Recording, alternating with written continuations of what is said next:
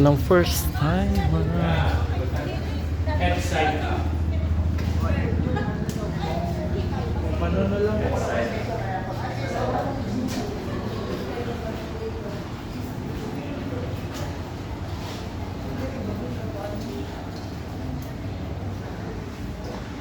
Taas yung ulo. Head side up. Ayan, side. I'll explain the new head side up.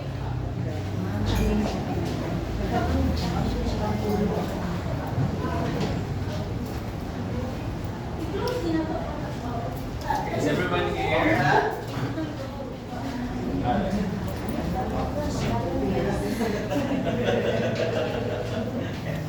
So, actually, what we just did now, when we offered 1 peso coin on a prayer table, the bangkasu, is actually connects us to our pre-colonial past.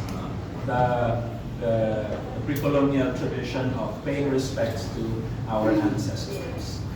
The reason for that is that the bangkasu was constructed and donated to the museum to honor the owners of the artifacts. So that's how important to the Filipinos, their ancestors are, because they were the ones who built the foundations of what we are today. No?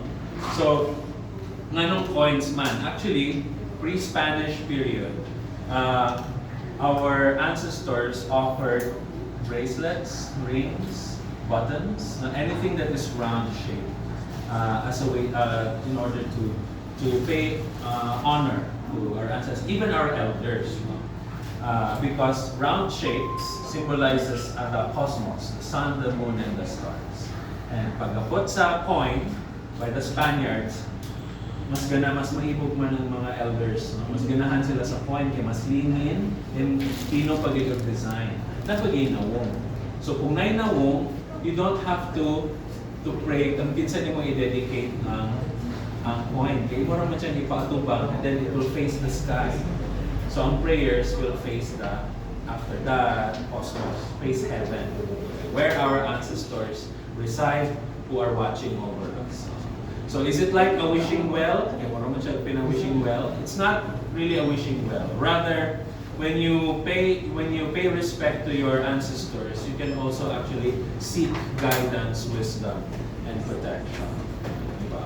As vloggers, as mga travelers, so syempre you would need all the wisdom and the knowledge and the protection from your ancestors.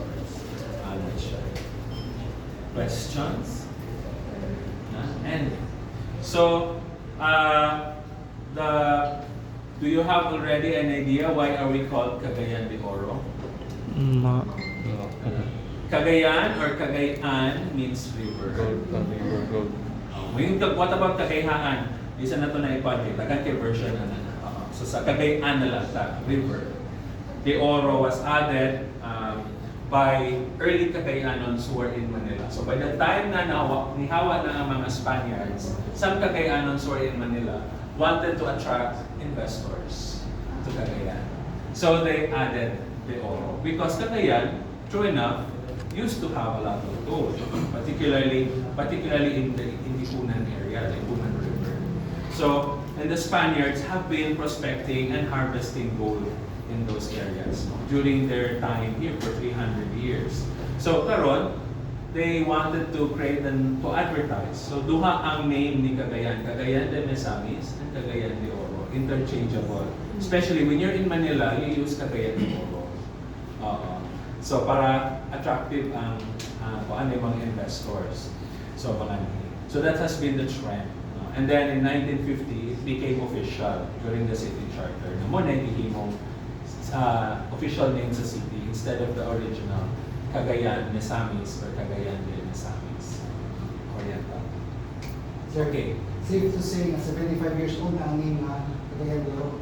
75 years na pagka-city. But the name of the Cagayan de Oro traces back to as early as 1899. Pagkamit. Kaya naamay the earliest record so far na nakita sa atong mga historians, namely si Doc Nonong Montalban, is from a